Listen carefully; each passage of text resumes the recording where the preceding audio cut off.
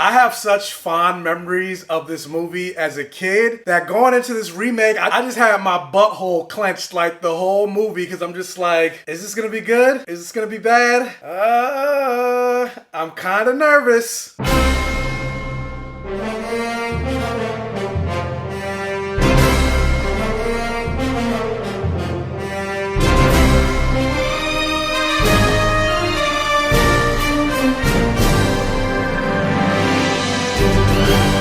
So The Witches is a movie that actually just came out on HBO Max today, and it is a remake of the 1990 movie of the same name, which is adaptation of a book. I think his name is Roald Dahl, and this movie tells the story of a little boy who ends up coming across some real life witches. And in this world, witches hate children. They have a plan to turn all the children in the world into mice and then squish them. It sounds pretty dark, but this movie is for kids. And so this 2020 remake, the screenplay and the movie was directed by Robert Zemeckis. And Robert Zemeckis is famous for directing all the Back to the Future movies. He directed one of my favorite movies growing up, Death Becomes Her, with Meryl Streep and Goldie Hawn and Bruce Willis. He also did Forrest Gump. He also did Contact with Jodie Foster, Castaway, a whole bunch of really good movies. And so like I said, so the original Witches, I didn't see the movie when it originally came out in theaters, but the movie came out in August of 1990. I was 4 going on 5 in that year, and I remember watching it for the first time on television, and so that's probably about a year or so later. So I was about 6 years old when I saw the original Witches movie, and I loved that movie. I remember watching that movie over and over and over and over again, and I was just enthralled by mostly the performance of Angelica Houston as the Grand High Witch, but more importantly, the scale and pageantry of the Jim Henson puppetry, and just that level of fantastical practical makeup and prosthetic effects. And in a movie like this, it's labeled as a dark fantasy, but it took a lot to scare me as a kid. When I was a kid, I wanted a Chucky doll, so suffice to say, I was not scared of this movie. I just love this movie, and granted, I haven't seen it in a long time, but I still have fond memories associated with this movie and how much I loved this movie growing up. And so suffice to say, when I found out they were remaking this movie, I definitely had very high expectations going into it. And I'm here to report that it did not live up to those expectations at all. One of the stars in this movie is Chris Rock, and he's the narrator of the movie. And so in the very beginning of the movie, you have Chris Rock narrating, and of course instantly I was just like, what is this? Everybody hates Chris. And it's not a dig against Chris Rock. I'm a Chris Rock fan, but throughout the movie, as I'm hearing Chris Rock narrating, I'm just like, yeah, I could do without this narration. And if I remember correctly, like I said, it's been a while since I've seen the original movie. I don't remember them having a narrator, and that's not to say you have to do the exact same thing that they did in the original movie, but I feel like the narration took away from the story, especially with it being Chris Rock's voice. It just took me out of what was going on. And of course, as soon as I start recording, our neighbors are blasting music, and I'm like, it's 7 o'clock in the morning. What are y'all doing blasting music outside?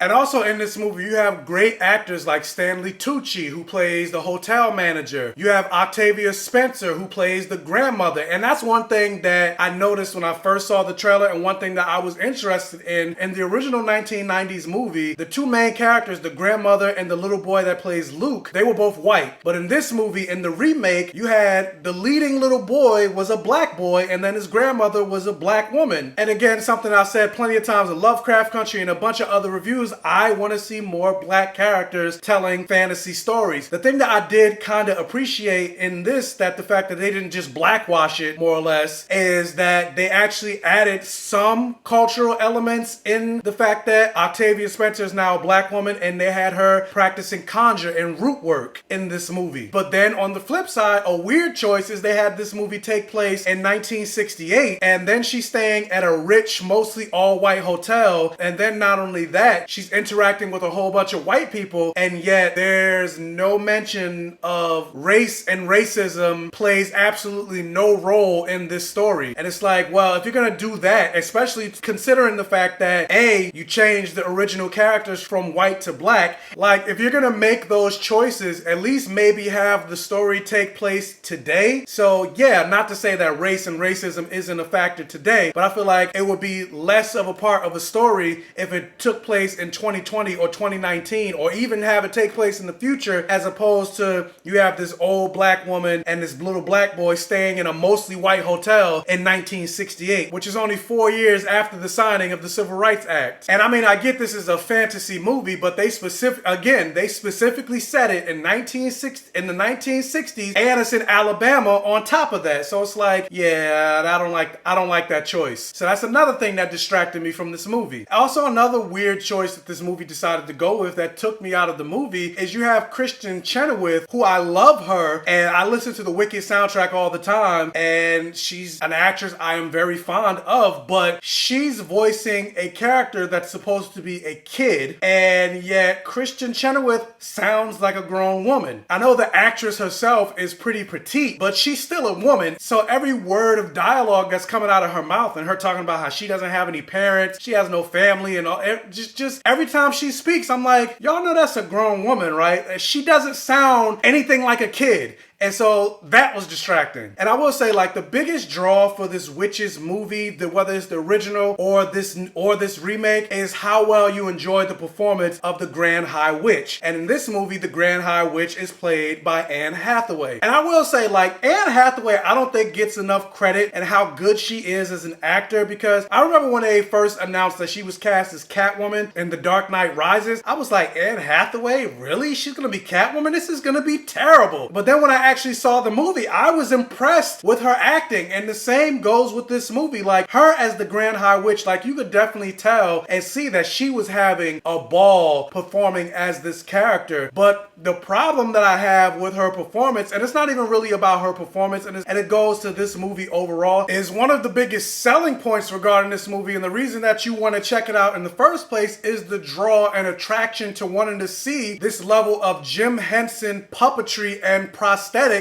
that's supposed to be part of this movie. How they depict the witches and how they turn the kids to mice, and the mice are all animatronics, and just the way the makeup design looks. But in this movie, all of the special effects are CGI. And that's not a dig at CGI, because you can get some very good CGI. Like, think of Thanos in the Avengers movie. Like, that's all fake, but yet the CGI is so good that you think Thanos is a real character. Or think of Caesar in the remakes of the Planet of the Apes movie. Like, the CGI for Caesar was so good that I thought it was a real monkey. Or even take that fight scene, which was all CGI, in Spider-Man Far From Home when he fought Mysterio. Like, that looked good. But in this movie, the CGI was so bad, it was distracting, and they used CGI for pretty much everything. They even had a cat in this movie, and the cat was CGI. So because of that, like, when Anne Hathaway is giving her performance, I'm distracted the whole time because I'm just looking at the bad CGI that's on her face. And I'm just like, why can't they just put a prosthetic nose or give her like some type of practical effect to make her look like the scary witch monster that she's supposed to be in this movie? Now, with that said, talking about scary witches, I'm like, as a person that's a fan of witches, I'm like, this movie is witchist in the sense that they say, oh, all witches are evil and they try to kill children. I'm like, hey, my favorite witch is Willow Rosenberg from Buffy the Vampire Slayer. She's nothing like these witches. And despite this movie having strong actors and this movie being called Witches and witches having magic, like, I didn't feel the magic in this remake. And a lot of it had to do with director choices. Like, if you're gonna remake this movie and not have Jim Henson's puppetry, like, then what's the point? And so for me, I would say the Witches 2020 was a miss. And who knows? I didn't like it because I think of the original, but if you didn't see the original, or if you're a kid watching this, maybe you would have a much better time watching it, because most movies today heavily rely on CGI, so they don't really get as much practical effects. And so if you don't think about it, and so if you don't know about it, you don't realize what you're missing. But I don't know, I want to go back and watch the original. I actually just found out that the original is on Netflix, and who knows? Like I said, it's been a long time since I watched the original movie. I may go back and watch the original despite having such fond memories of it. I may go back and watch it and be like, oh man, this doesn't hold up. But based on my reaction for this 2020 movie, yeah, like, I wouldn't call it a flop, because I do think the performances were pretty strong, but just the CGI and the whatever, I didn't like this movie. So yeah. But the question question is, have you guys seen The Witches 2020 remake? Have you seen the original 1990s? Which one did you like better? Let me know down in the comment section below. Maybe you hated both. I don't know. Let me know. Also, if you can, hit that thumbs up button and like this video. It'll really help out the channel. And if this is one of your first time checking out one of my videos, please check out the other videos on my channel. And if you like what you see, please subscribe for more and hit that bell notification button so you're alerted every single time I post a new video. And tell your friends, families, and neighbors about my channel to help me continue to grow. And as always,